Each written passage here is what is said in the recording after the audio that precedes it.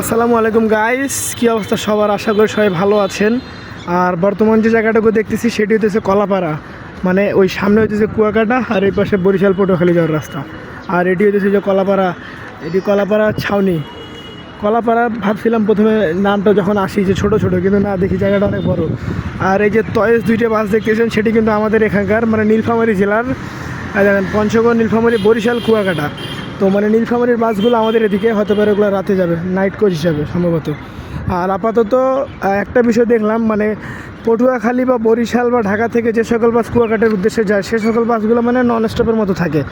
আর যেগুলো আপনার ওই যে ভেঙে ভেঙে আসে, যে কুয়াকাটা থেকে বরিশাল, পটুয়াখালী, ও অনেক জায়গায় দাঁড়া হইতেছে লোকালের মতো। ওই যে এটাতে আসা হইতেছে, এই বাসটা এখানে 5 মিনিট দাঁড়াবে, তারপর এটি ছাড়বে। কি একটা জ্বালা!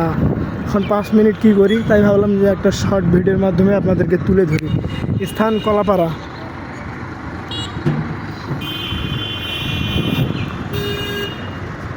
জায়গাটা জোস।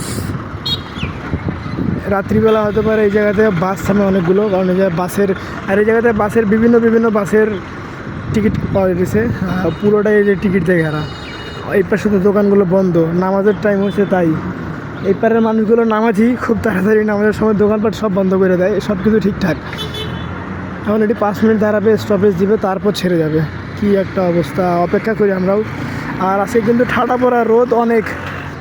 আমাকে এদিক নাকি বৃষ্টি হয়, তারপরে এই পাশে দেখি শুনলাম ঠাডা পড়া রোদ, শুনলাম কি, নিজে তো ফেস করতেছি।